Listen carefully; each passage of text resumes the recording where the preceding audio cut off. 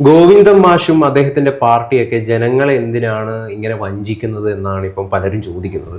ഈ PDPയും അതോടൊപ്പം തന്നെ ജമായത്ത് ഇസ്ലാമിയുടെയൊക്കെ പിന്തുണയുമായി ബന്ധപ്പെട്ടുള്ള വിവാദമാണ് കനക്കുന്നത്. ഈ ജമായത്ത് ഇസ്ലാമി കോൺഗ്രസിനെ സപ്പോർട്ട് ചെയ്യുന്നു, UDF സപ്പോർട്ട് ചെയ്യുന്നു. അത് യഥാർത്ഥത്തിൽ ഒരു വർഗീയ മുന്നണിയായിട്ട് UDF മാറിത്തീരുന്നതിന്റെ ലക്ഷണമാണ് എന്നാണ് അദ്ദേഹം പറയുന്നത്. ഇതേ പാർട്ടി തന്നെ LDF തന്നെ നേരത്തെ ഇത്തരത്തിൽ ജമാഅത്ത് ഇസ്ലാമി നേതാക്കളെയും ആ പാർട്ടിയെ കുറിച്ചൊക്കെ വലിയ രീതിയിൽ അനുകൂലിച്ച് സംസാരിച്ച പല പ്രസ്താവനകളും നമ്മളുടെ മുമ്പിലുണ്ട്. അപ്പോൾ ഇതിനെയൊക്കെ വിസ്മരിക്കുകയാണോ അദ്ദേഹം? അത് ഇപ്പോൾ താങ്കൾ പറഞ്ഞതിൽ ശരിയുമുണ്ട് തെറ്റുമുണ്ട്. കാരണം അവർ പുറമെ PFI ഈ ജമാഅത്തെ ഇസ്ലാമിയെ അനുകൂലിച്ച് സംസാരിച്ചു എന്നൊക്കെ പറയുന്നത് എത്രത്തോളം ശരിയാണെന്ന് എനിക്കറിയില്ല. 2011 മുതൽ 2019 വരെ അവരുടെ പിന്തുണ LDF കിട്ടിയിരുന്നു എന്നുള്ളത് യാഥാർത്ഥ്യമാണ്. പക്ഷെ അങ്ങനെ പറയുമ്പോൾ പോലും നമ്മൾ കാണാതെ പോകരുത് ചില കാര്യങ്ങൾ. കാരണം 2013 ഒരു പൊതുസമ്മേളനത്തിൽ മൈക്ക് വെച്ച് കെട്ടിക്കൊണ്ട് വളരെ കൃത്യമായി ജമാഅത്തെ ഇസ്ലാമിയെ എതിർക്കുന്ന പിണറായി വിജയനെ നിങ്ങൾക്ക് ഓൺ റെക്കോർഡിൽ കാണാൻ കഴിയും. എന്ന് പറഞ്ഞാൽ അതിനുശേഷവും ജമാഅത്തെ ഇസ്ലാമി ഇവർക്ക് പിന്തുണ കൊടുത്തിരുന്നു എന്ന് ചുരുക്കം. അത് രാഷ്ട്രീയമായിട്ട് അവർക്ക് ഒന്നാമത് അത്ര വലിയ ബലമില്ല, അതുകൊണ്ട് അവർ പിന്തുണ കൊടുക്കുകയാണ്. പക്ഷെ ഞാൻ പറയുന്നത് അത് ആ കാര്യമൊക്കെ അവിടെ നിൽക്കട്ടെ. കാരണം എന്ന് വെച്ചാൽ അതിനുശേഷമാണ് ചിലപ്പോൾ ജമാഅത്തെ ഇസ്ലാമിയുടെ കുറേ കൂടി മോശപ്പെട്ട മുഖം ഞങ്ങൾ തിരിച്ചറിഞ്ഞെന്നൊക്കെ പറഞ്ഞ് ഇടതുപക്ഷത്തിന് വേണമെങ്കിൽ ന്യായീകരണം ചവക്കാൻ കഴിയും. പക്ഷെ കോൺഗ്രസിനെ സംബന്ധിച്ചിടത്തോളം ഞാൻ പറയുന്നു, വളരെ കൃത്യമായി കോൺഗ്രസിന് പറ്റിയിട്ടുള്ള ഒരു സ്ട്രാറ്റജിക് ബ്ലണ്ടറാണ്, തന്ത്രപരമായിട്ടുള്ള ഒരു വലിയ പിഴവാണ് ഈ പറയുന്ന ജമാഅത്തെ ഇസ്ലാമിയുടെയൊക്കെ പിന്തുണ സ്വീകരിക്കുന്നതിലൂടെ സംഭവിക്കുന്നത്. ഇപ്പം ഇതിന് തൊട്ടു മുമ്പുള്ള പാലക്കാട് തെരഞ്ഞെടുപ്പിലും SDPIയുടെ പിന്തുണ സ്വീകരിച്ചിരുന്നു. അതിൻ്റെ ആവശ്യമുണ്ടായിരുന്നില്ല. അവർ SDPI പിന്തുണച്ചില്ലെങ്കിൽ പോലും യഥാർത്ഥത്തിൽ ഒരു 15,000-ഓ 16,000-ഓ ചിലപ്പോൾ ഒരുപക്ഷെ 12,000 വോട്ടിനെങ്കിലും കോൺഗ്രസ് അവിടെ ജയിക്കുമായിരുന്നു. കാരണം SDPIക്കാർക്ക് വേറെ ആർക്കും പോയി വോട്ട് ചെയ്യാനുള്ളൊരു സ്പേസ് അവിടെ ഇല്ല. അല്ലെങ്കിൽ പിന്നെ സരീന് വോട്ട് ചെയ്യണം, സരീൻ പക്ഷേ ജയിക്കില്ല. അങ്ങനെ ഉണ്ടെങ്കിൽ ചിലപ്പോൾ BJP ജയിച്ചു പോയാലോ എന്നുള്ള ഭയം കൊണ്ട് അവർക്ക് തീർച്ചയായിട്ടും SDPI പിന്തുണയിൽ തന്നെ പല മുനിസിപ്പാലിറ്റിയും അതുപോലെ തന്നെ പഞ്ചായത്തും CPM ഭരിക്കുന്നുണ്ട്. അല്ല, ആയിക്കോട്ടെ, ഇതാണ് ഞാൻ താങ്കളോട് പറഞ്ഞത്. ഇത് ഈ ഷോർട്ട് ടൈമിലേക്കുള്ള ബെനിഫിറ്റുകൾ നോക്കി ഇവർ തരാതരത്തിൽ ഈ ന്യൂനപക്ഷ വർഗീയതകളോട് സമരസപ്പെടുന്നത് യഥാർത്ഥത്തിൽ ഇവിടെ ഭൂരിപക്ഷ വർഗീയത വളർത്തും എന്ന് ഞാൻ പറഞ്ഞുകൊണ്ടൊരു വീഡിയോ ഇത് നിങ്ങൾക്ക് ഓർമ്മയുണ്ട. അതായത് ഈ ഷോർട്ട് ടൈം പ്ലാനുകളാണ് ഈ പറയുന്ന ഇവരുടെ പാർട്ടിയുടെ അടിത്തറ ഇല്ലാതാക്കുന്നതും മറ്റൊരു ശക്തിയെ വളർത്തുന്നതും. മനസ്സിലായോ? അതാണ് ഇതിന്റെ പ്രധാനപ്പെട്ട കാര്യം. ഇത് ലോങ് ടൈമിലേക്ക് കോൺഗ്രസ് ഒരിക്കലും ചെയ്യാൻ പാടില്ലാത്തൊരു കാര്യമാണ്. ജമാഅത്തെ ഇസ്ലാമിയുടെ പിന്തുണ വേണ്ട എന്ന് കൃത്യമായി പറയേണ്ട ഒരു കാര്യമാണ്.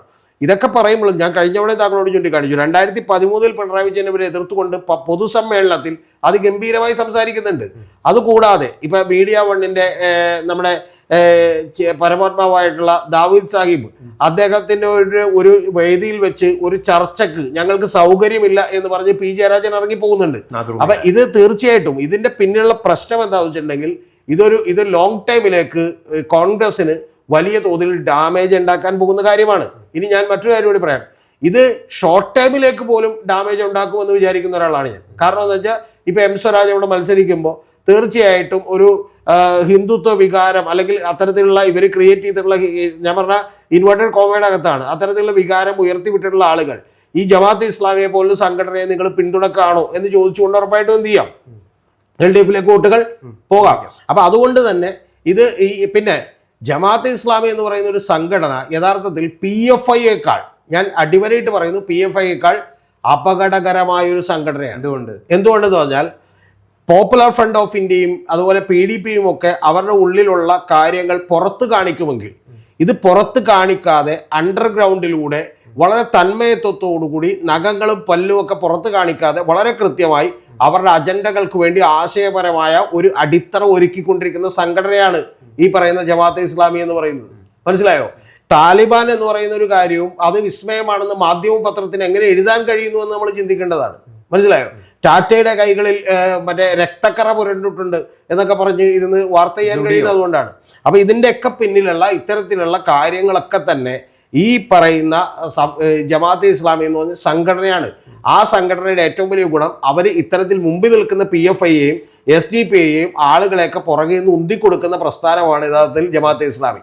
അതുകൊണ്ട് അവരുടെ ദ്രംഷ്ട്രയും ഈ പറഞ്ഞ പല്ലും നഖമൊന്നും നമ്മൾ പുറത്ത് കാണുന്നില്ലെന്ന് മാത്രമേ ഉള്ളൂ. പാകിസ്ഥാനിൽ ജമാഅത്തെ ഇസ്ലാമി ഉണ്ട്, ബംഗ്ലാദേശിലുണ്ട്. ഇപ്പൊ പറഞ്ഞു വരുമ്പോൾ വേണമെങ്കിൽ ടെക്നിക്കലി നിങ്ങൾക്ക് പറയാം അതുമായിട്ട് ഞങ്ങൾക്ക് ബന്ധമൊന്നുമില്ലെന്ന് പറയാം. പക്ഷെ അല്ല, ഞാൻ പറഞ്ഞോട്ടെ, ഇതിന്റെ പ്രധാനപ്പെട്ട കാര്യം ഞാൻ പലപ്പോഴും പറഞ്ഞിട്ടുണ്ട്, താലിബാൻ 75,000 പേര് അഫ്ഗാനിസ്ഥാനിലുള്ളൂവെങ്കിൽ അവരെ നമുക്ക് തോക്കൊക്കെ അവർ തോക്കൊക്കെ വെച്ചാണ് നടക്കുന്നത്, അവരെ നമുക്ക് കണ്ടാൽ തിരിച്ചറിയാം. യഥാർത്ഥത്തിൽ അനുകൂലികളായിട്ടുള്ള ആളുകളെ കേരളത്തിൽ അതിനേക്കാൾ കൂടുതലുണ്ടാവും, പക്ഷെ തിരിച്ചറിയാൻ പറ്റാത്ത രീതിയിലുള്ള ഒരാശയ പ്രചരണം അത് അതിഗംഭീരമായി സംഘടിപ്പിക്കുന്നത് ജമാഅത്തെ ഇസ്ലാമിയാണ്. അവരെ സൂക്ഷിച്ചേ മതിയാവും. ഒരു വാചകവും കൂടി പറയാം, അവർ യഥാർത്ഥത്തിൽ ഏത് വഴിയും അവർ സ്വീകരിക്കും. ഇപ്പോൾ ഉദാഹരണത്തിന് അവരുടെ ഇപ്പോഴുള്ള മറ്റേ അമീറുണ്ട്, കേരള അമീറുണ്ട്, മുജീബ് റഹ്മാൻ, മുജീബ് റഹ്മാൻ. ഈ മുജീബ് റഹ്മാൻ മൗദൂദിയെ തള്ളി പറഞ്ഞിട്ടുണ്ട്. അതായത് മതരാഷ്ട്രം ഉണ്ടാക്കണമെന്നുള്ളതാണ് അവരുടെ നിലപാട്. പക്ഷെ അങ്ങനെ അതിനെ ഞങ്ങൾ അനുകൂലിക്കുന്നില്ല, മൗദൂദി ആശയങ്ങളെ ഞങ്ങൾ അനുകൂലിക്കുന്നില്ല എന്ന്. താങ്കളൊന്ന് ആലോചിച്ച് നോക്കണം. മാർക്സിസ്റ്റ് പാർട്ടി പറയാണ് കാൾ മാർക്സിനെ ഞങ്ങൾ അംഗീകരിക്കില്ല എന്ന് പറഞ്ഞാൽ എങ്ങനെ ഉണ്ടാവും? അതൊരു വ്യാജമാണ് എന്നാണ്. വ്യാജമാണ്. അത്തരത്തിൽ വ്യാജമായിട്ടുള്ള എന്ത് പണിയും ചെയ്യാൻ തയ്യാറുള്ള ഒരാളുകളാണ് യഥാർത്ഥത്തിൽ ജമാഅത്തെ ഇസ്ലാമി. ഇതൊന്നുമില്ലാതെ VD സതീശനും UDF ഒക്കെ മനസ്സിലാക്കേണ്ടത്, ഇതൊന്നുമില്ലാതെ കൃത്യമായിട്ട് ഇവിടെ ജയിക്കാൻ അവർക്ക് കഴിയും. VD സതീശൻ പറയുന്നതിൽ ഒരു ന്യായമുണ്ട്. കാരണം എന്താണ്, ഈ അമീറും ഈ കാര്യം പറയുന്നുണ്ട്. എത്രയോ 2011 ഗസ്റ്റ് ഹൗസിൽ, ആലപ്പുഴ ഗസ്റ്റ് ഹൗസിൽ പാർട്ടി സെക്രട്ടറി ആയിരുന്ന സമയത്ത് പിണറായി വിജയനുമായിട്ട് ചർച്ച നടത്തി വോട്ട് ധാരണയ്ക്ക് വേണ്ടി എന്നടക്കം പറയുന്നുണ്ട്. ഞാൻ 94 മുതലോ 96 മുതലോ ജമാഅത്തെ ഇസ്ലാമി LDFന് പിന്തുണ നൽകുന്നു എന്ന് പറയുന്നുണ്ട്. ഞാൻ ജമാഅത്തെ ഇസ്ലാമി LDF, ഞാൻ താങ്കളുടെ അപ്പൊ ചോദിക്കുന്നത് 2019 ഇവര് പിന്തുണ നൽകുന്നില്ല എന്ന് പ്രഖ്യാപിച്ചതിന് ശേഷമാണോ ഈ ശത്രുത രൂപപ്പെട്ടത്? ഞാൻ പറയുന്നത്, ഞാൻ താങ്കളുടെ ബദിരകരണങ്ങളിലാണോ പതിച്ചെന്നറിയില്ല. ഞാൻ വളരെ കൃത്യമായി പറഞ്ഞു, 2011 മുതൽ 2019 വരെയുള്ള കാലഘട്ടങ്ങളിൽ ഇവർ LDFന് കൃത്യമായി പിന്തുണ കൊടുത്തിരുന്നു. പക്ഷേ LDFന് അപ്പോഴും പറയാൻ കഴിയുന്ന ഒരു കാര്യമുണ്ട്. കാരണം എന്താണ്, പുറമേ വന്ന് പ്രകടമായിട്ട് അവർ ഈ പിന്തുണ സ്വീകരിക്കുകയോ അല്ലെങ്കിൽ അത്തരം കാര്യങ്ങൾ ഉണ്ടാകുകയോ ചെയ്തു എന്ന് നമുക്ക് പറയാൻ കഴിയില്ല. കാരണം 2013 ഞാൻ പറഞ്ഞോട്ടെ, അത് ചെയ്തോ? ഇങ്ങോട്ട് വന്ന് പിന്തുണയ്ക്കായിരുന്നില്ല ചെയ്തത്. ഇങ്ങോട്ട് വന്ന് പിന്തുണക്കുമ്പോഴും നിങ്ങൾക്ക് ആ പിന്തുണ വേണോ വേണ്ടേ എന്ന് പാലക്കാടുള്ള നിയമസഭാ തെരഞ്ഞെടുപ്പിൽ രാഹുൽ മാങ്കൂട്ടത്തിനോട് 5 തവണ ചോദിക്കുമ്പോഴും ഞങ്ങൾക്ക് ഒരു വർഗീയവാദികളുടെയും പിന്തുണ വേണ്ട. ഞാനത് പലവട്ടം പറഞ്ഞാണ്. അങ്ങനെയാണ് 3 തവണ ചോദിച്ചിട്ടും സ്മൃതി പരുത്തിക്കാടും അരുൺകുമാറും ഒക്കെ ഇത് ചോദിച്ചിട്ടും 3 തവണ അതേ വാചകമാണ് പറഞ്ഞത്. ഇത് ഞാൻ പറയുന്നത്, ഇനിയിപ്പോൾ അവർ പിന്തുണ രാഷ്ട്രീയമായി താൽക്കാലികമായി സ്വീകരിക്കും, ചിലപ്പോൾ പിണറായിയും സ്വീകരിച്ചിട്ടുണ്ടാവും, അതിനൊന്നും എനിക്ക് തർക്കമില്ല. പക്ഷെ പ്രധാനപ്പെട്ട കാര്യം എന്താണെന്ന് വെച്ചാൽ, ഇത് കോൺഗ്രസ് ചെയ്യുമ്പോൾ ഒന്നുകൂടി ശ്രദ്ധിക്കേണ്ടതുണ്ട്. കോൺഗ്രസിന്റെ ഈ നിലപാടുകളാണ് അഖിലേന്ത്യാ അടിസ്ഥാനത്തിൽ BJP വളർത്തിയത്. മനസ്സിലായോ? അതായത് ഇപ്പൊ യഥാർത്ഥത്തില് ഞാനൊരു കാര്യം ഗോവിന്ദ മാഷ് പറയുന്നത്, അദ്ദേഹത്തിന്റെ സ്വരം എന്ന് പറയുന്നത് ഒരു കണക്കിന് BJP സ്വരം പോലെ തോന്നുകയാണ്. ഒരു വർഗീയ മുന്നണിയാണ് കോൺഗ്രസ് എന്നൊക്കെയാണ് അദ്ദേഹം പറയുന്നത്. ഇതിപ്പോഴല്ലോ പറഞ്ഞേക്കണേ, ഇത് BJP-ക്കാരും ഇതാണ് പറയുന്നത്. ഇതിപ്പോഴല്ല പറഞ്ഞേക്കണേ. ആര് തമ്മിലാണ് ധാരണ? ഇത് ഇപ്പോഴല്ല പറഞ്ഞേക്കണേ, ഇതിപ്പോഴല്ല പറഞ്ഞേക്കണേ. പിന്നെ അവര് പറയുന്നത് വർഗീയമാണെന്ന് നമുക്ക് ഒറ്റയ്ക്ക് പറയാൻ പറ്റില്ല. കാര്യം ഞാൻ പറഞ്ഞുതരാം, താങ്കൾ എന്നെ മറുപടി കേൾക്കണം. മനസ്സിലായ? ചോദ്യങ്ങളുടെ ഈ പറയുന്ന പോലെ രതിമൂർച്ചയിൽ അഭിനമിക്കരുത്. എനിക്ക് പറയാനുള്ളത് താങ്കളെ കേൾക്കണം. അതെന്താണെന്ന് വെച്ചാൽ, അവരിപ്പോഴല്ല ഇത് പറയുന്നത്. പാലക്കാട് ഈ വിജയമുണ്ടായപ്പോൾ, രാഹുൽ മാങ്കൂട്ടത്തിലെ വിജയമുണ്ടായപ്പോൾ അവർ കൃത്യമായിട്ട് ഇതേ വാചകമാണ് പറഞ്ഞത്. രണ്ടാമത്, മുസ്ലിം ലീഗിനകത്തോട്ട് ഇത്തരത്തിലുള്ള ജമാഅത്തെ ഇസ്ലാമിയുടെയും ഇത്തരത്തിലുള്ള ഐഡിയോളജികൾ കടന്നു കയറുന്നു എന്ന് കൃത്യം, ആ പാർട്ടിയെ മോശമാക്കുന്നു എന്ന് നേരത്തെ തന്നെ അവർ പറഞ്ഞിട്ടുണ്ട്. രാഹുൽ ഗാന്ധിയുടെയും പ്രിയങ്ക ഗാന്ധിയുടെയും വിജയമുണ്ടായപ്പോൾ പോലും വിജയരാഘവൻ ഇത് ആവർത്തിച്ചിട്ടുണ്ട്. അപ്പോൾ അവരുടെ നിലപാടാണിത്. നിങ്ങൾ ഇതിന്റെ പ്രശ്നം എവിടെയാണെന്ന് വെച്ചാൽ, ഇപ്പം കോൺഗ്രസ് CPM-നെതിരെ ആരോപിക്കുന്നു. CPM അത്ര മിസ്റ്റേക്കുകൾ ചെയ്താൽ പോലും പ്രശ്നമില്ലെന്നല്ല ഞാൻ പറഞ്ഞാൽ, അത് CPM-ന്റെ കുഴപ്പമാണെന്ന് നമുക്ക് അംഗീകരിക്കാം. പക്ഷെ പ്രശ്നം എവിടെയെന്നറിയാമോ? പ്രശ്നം ഈ അഖിലേന്ത്യാ തലത്തിൽ BJP-ക്ക് ബദലായി വളർന്നു വരേണ്ട ഒരു സംഘടനയാണ് കോൺഗ്രസ് പറയുന്നത്. CPM-നെ നമ്മൾ അങ്ങനെ കാണുന്നില്ല. മനസ്സിലായോ? അപ്പൊ അങ്ങനെ വളർന്നു വരേണ്ട ഒരു സംഘടന ഇവിടെ ഇത്തരം നിലപാടുകൾ എടുക്കുന്നു എന്ന് പറഞ്ഞാൽ, താങ്കൾക്കറിയാത്തൊരു കാര്യം, ഇത് ഇവിടെ മാത്രമല്ല ചർച്ചയാവുന്നത്. ഇത് അർണബ് ഗോസ്വാമിയും NDTV 24/7 ഇന്ത്യ ടുഡേയും CNN അടക്കം നിരവധി ചാനലുകൾ എന്ത് ചെയ്യും? ചർച്ചയാക്കും. മനസ്സിലായോ? പാകിസ്ഥാന്റെ കൊടിയുമായിട്ടാണ് രാഹുൽ ഗാന്ധി പ്രചരണത്തിന് പോകുന്നത് എന്നുള്ള ചർച്ച ഉണ്ടായതുകൊണ്ട് അടുത്ത തവണ പ്ലീസ് മുസ്ലിം ലീഗുകാരോട് കൊടിയെടുക്കേണ്ട എന്ന് പറഞ്ഞതാണ്. അതായത് ആ പ്രചരണത്തെ അതിജീവിക്കാൻ കോൺഗ്രസിന് പറ്റില്ല, ബുദ്ധിമുട്ടായിരിക്കും. അതുകൊണ്ട് ഞാൻ പറഞ്ഞത്, യഥാർത്ഥത്തിൽ VD സതീശനും കൂട്ടരൊക്കെ മനസ്സിലാക്കേണ്ടത്, ഇതൊന്നും ഇല്ലാതെ തന്നെ ഇപ്പൊ പാലക്കാട് ഞാൻ പറഞ്ഞത് കറക്റ്റ് അല്ലേ? ഇപ്പൊ യഥാർത്ഥത്തിൽ ഇപ്പൊ ഒരു 3000 വോട്ട് SDPI കൊണ്ടുവന്നായിരിക്കും, വേണ്ട 5000 വോട്ട് ഉണ്ടെന്ന് വിചാരിച്ചു SDPIക്ക്. ഈ 5000 വോട്ടിൽ 5000 പേരോടും നമ്മൾ ഓക്കെ, മറ്റേ ഇയാൾക്ക് വോട്ട് ചെയ്യാൻ പറഞ്ഞാൽ പോലും അവിടെ 13,000 വോട്ട് രാഹുൽ മാങ്കൂട്ടത്തിൽ ജയിച്ചാനെ. ഇനി അതവിടെ നിൽക്കട്ടെ, ഈ 5000 വോട്ടുകാരോടും വേറെ ആർക്കെങ്കിലും വോട്ട് ചെയ്യാൻ പറയാൻ പറ്റുമോ? പറയാൻ പറ്റുമോ? 2000 വോട്ട് അവരുടെ കൂടെ ഉണ്ടാവും, 3000 വോട്ട് അനുഭാവികളുണ്ടാവും. അപ്പൊ ഇത്തരം 3000 അനുഭാവികൾ എല്ലാവരും കൂടി അപ്പുറത്ത് പോയി വോട്ട് ചെയ്യുമോ? വോട്ട് ചെയ്യാൻ സാധ്യതയില്ല. കാരണം കോൺഗ്രസിനോട് വോട്ട് ചെയ്യാനുള്ള ഒരു നാച്ചുറൽ ചോയ്സ് കോൺഗ്രസേ ഉള്ളൂ. കാരണം എന്താ, BJPക്ക് എതിരെ എന്ത് ചെയ്യുന്നുണ്ട്, നിൽക്കുന്നുണ്ട്. അപ്പൊ അത്തരത്തിലുള്ള ഒരു ഇതിന്റെ ഒന്നും ആവശ്യമില്ല എന്ന് കൃത്യമായ ധാരണ എന്ത് ചെയ്യണം, മനസ്സിലാക്കണം. ഇനി ഞാനൊരു കാര്യം കൂടി പറയാം. ഇതിനേക്കാൾ എത്രയോ ബെറ്റർ ആയിരുന്നു PV അൻവറിനെ കൂടെ തൽക്കാലത്തേക്ക് എന്ത് ചെയ്യുന്നത്, നിർത്തുന്നത്. PV അൻവറിനെ കൂടെ നിർത്തുകയും ഇത്തരത്തിലുള്ള ഒരാളുടെയും എന്ത് ചെയ്യേണ്ട പിന്തുണ ഞങ്ങൾക്ക് വേണ്ടെന്ന് പറയുകയും ചെയ്താലും എനിക്ക് ഗൗതത്തിനും അയ്യാഹാരം കഴിക്കുന്ന എല്ലാവർക്കും അറിയാം, സിമ്പിളായിട്ട് അവിടെ എന്ത് ചെയ്താനെ, ജയിച്ചാനെ.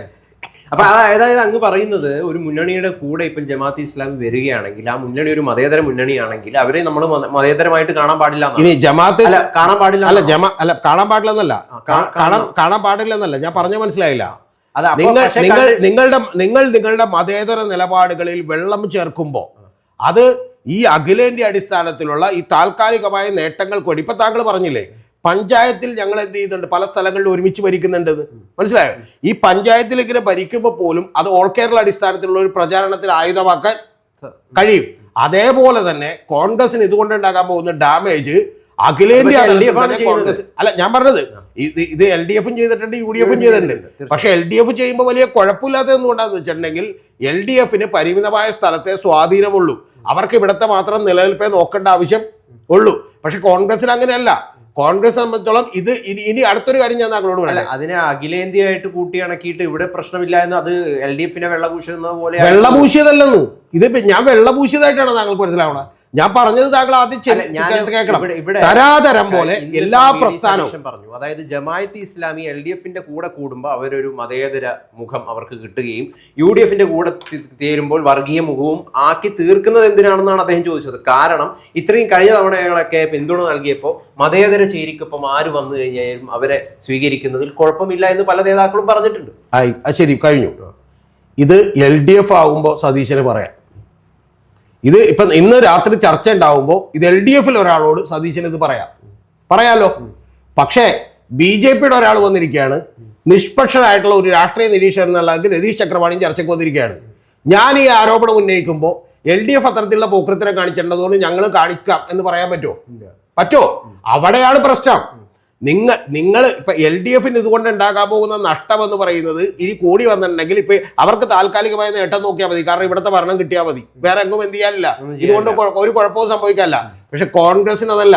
കോൺഗ്രസിന് സംഭവിക്കാൻ പോകുന്ന നരേറ്റീവ് ഞാൻ ഇപ്പോഴേ താങ്കളോട് പറഞ്ഞുതരാം. നാഷണൽ ന്യൂസുകളടക്കമുള്ള ടെലിവിഷൻ ചാനലുകൾ മുഴുവൻ പ്രിയങ്ക ഗാന്ധിയുടെ മണ്ഡലത്തിൽ, നിങ്ങൾ ശ്രദ്ധിച്ചേക്കണം, ഇത് വെറുതെ ഉണ്ടാക്കാൻ പോകുന്ന കാര്യമല്ല. പ്രിയങ്ക ഗാന്ധിയുടെ മണ്ഡലത്തിലെ ഒരു ബൈ ഇലക്ഷനിൽ നിങ്ങൾ എന്ത് ചെയ്തിരിക്കുന്നു, ജമാഅത്തെ ഇസ്ലാമി എന്ന് പറയുന്ന തീവ്ര വർഗീയ സംഘടനയുമായി കോൺഗ്രസ് കൂട്ടിച്ചേർന്നിരിക്കുന്നു. നിങ്ങളെ മുന്നണി ആക്കണം എന്നില്ല, നിങ്ങൾ ഒന്നും ആക്കണം എന്നില്ല. പക്ഷെ ഇനി ആ പ്രചാരണത്തെ ചെറുത്തു തോൽപ്പിക്കാൻ തക്ക ഒരു മെഷീനറിയോ അല്ലെങ്കിൽ ആളുകളോ ഒന്നും കോൺഗ്രസിന്റെ കയ്യിൽ ഇല്ല. ഇപ്പൊ കേരളത്തെ കുറിച്ച് പോലും അർണബ് ഗോസ്വാമി അവിടെ ഇരുന്ന് അങ്ങേയറ്റം തെറ്റായിട്ടുള്ള ഒരു കാര്യം പറഞ്ഞു. പാകിസ്ഥാൻ പതാക വെച്ചുകൊണ്ടാണ് പ്രചരണം നടത്തുന്നതെന്ന് പറഞ്ഞു. എന്തുകൊണ്ടാണ് രാഹുൽ ഗാന്ധിക്ക് ഇത് പാകിസ്ഥാന്റെ പതാകയല്ല, ഇത് ഇന്ത്യൻ യൂണിയൻ മുസ്ലിം ലീഗിന്റെ പതാകയാണ്, അതൊരു മതേതര പാർട്ടിയാണെന്ന് പറയാൻ കഴിയാത്ത എന്തുകൊണ്ടാണ്? കാരണം പറഞ്ഞുകൂടെ എത്തിക്കാൻ പറ്റില്ല. കാരണം അർണബ് ഗോസ്വാമിയിലെ PDP ഒരു അപകടകാരിയല്ല എന്നാണ്. PDP അപകടകാരിയാണ്. പക്ഷെ PDP അപകടകാരിയാണ്. PDPയോടൊപ്പം അബ്ദുൾ നാസർ മദനിയോടൊപ്പം അതിന്റെ ആയ കാലത്ത് പിണറായി വിജയൻ സ്റ്റേജ് പങ്കിട്ടുണ്ട്. ഇതിന് നിങ്ങൾ ഗോവിന്ദ മാഷ് പറയുന്നത് എന്താ, PDP ആണോ ജമാഅത്തെ ഇസ്ലാമി? നിങ്ങൾ അല്ല പറഞ്ഞുതരാം, അവർക്ക് പറയാനൊരു ന്യായമുണ്ട്. ഇപ്പൊ പറയാനൊരു ന്യായമുണ്ട്. ആ ന്യായം എന്താന്ന് വെച്ചിട്ടുണ്ടെങ്കിൽ അദ്ദേഹത്തിന് വിചാരണ പോലും കൂടാതെ അബ്ദുൾ നാസർ മദനി 10 കൊല്ലത്തിലധികം ജയിലിൽ എന്ത് ചെയ്തതാണ്, കഴിഞ്ഞ ഒരാളാണ്. ഒന്ന്. രണ്ടാമത്തേത്, മദനി സ്വയം തിരുത്തിയിട്ടുണ്ട് എന്ന് പറയാവുന്ന ഒരു കാര്യമുണ്ട്. എന്താണ് തിരുത്തിയേക്കണത്? ഞാൻ ആ സമയത്ത് പറഞ്ഞിരുന്ന ആവേശകരമായിട്ടുള്ള കാര്യങ്ങളൊക്കെ തന്നെ തെറ്റായിരുന്നു. ഞാൻ ഈ പറയുന്ന സാധാരണക്കാരായിട്ടുള്ള യുവാക്കളെ വഴിതെറ്റിക്കുന്നതായിരുന്നു എൻ്റെ പ്രസംഗങ്ങൾ. ഞാനതിൽ പശ്ചാത്തപിക്കുന്നു എന്ന് കൃത്യമായി പറഞ്ഞിട്ടുണ്ട്. ഒന്ന്. പറഞ്ഞു തീർന്നില്ല. ഒന്ന്, അത് പറഞ്ഞിട്ടുണ്ട്. രണ്ടാമത്തത്, ഞാൻ ആദ്യം പറഞ്ഞ വാചകം താങ്കളെ കേൾക്കണം. ഇവിടെ CPM ഒരു നിലപാടെടുക്കുന്നു എന്ന് പറഞ്ഞിട്ട് ഇനി അതും വെച്ചിട്ട് ഡൽഹിയിലുള്ള CPMനെയും ആന്ധ്രയിലുള്ള CPMനെയും രാജസ്ഥാനിലുള്ള CPMനെയും ആക്രമിക്കുകയും അവിടെ ഹിന്ദുക്കൾ കിടക്കുന്നത് പ്രചരണം നടത്തുകയും ആരും ചെയ്യൂല. എന്താ കാര്യം? മനസ്സിലായോ? CPM ചെയ്യുന്നത് തെറ്റാണ് സുഹൃത്തെ. പക്ഷെ ആ തെറ്റാണെങ്കിൽ പോലും അവർക്ക് സത്യത്തിൽ വേറെ ഒന്നും നോക്കാനില്ല. അവർക്ക് എന്തേ നോക്കാനുള്ളൂ? കേരളം മാത്രമേ നോക്കാനുള്ളൂ. അതുകൊണ്ട് കേരളത്തിൽ അവർക്ക് ഇത് പറഞ്ഞേക്കാൻ പറ്റും. പക്ഷെ പ്രധാനപ്പെട്ട വിഷയം കോൺഗ്രസ് അങ്ങനെയല്ല. അതുകൊണ്ടാണ് ഞാൻ പറഞ്ഞത് കോൺഗ്രസ് ഇപ്പൊ ഞാനൊരു കാര്യം ചോദിക്കട്ടെ. ഇപ്പൊ കോൺഗ്രസിന്റെ മധ്യപ്രദേശിലെ ഈ പറയുന്ന പോലെ ഏറ്റവും പ്രമുഖനായിട്ടുള്ള നേതാവ് മറ്റേ വെള്ളി ഇഷ്ടികകൾ അയോധ്യക്ക് കൊടുത്തേക്കുന്നു.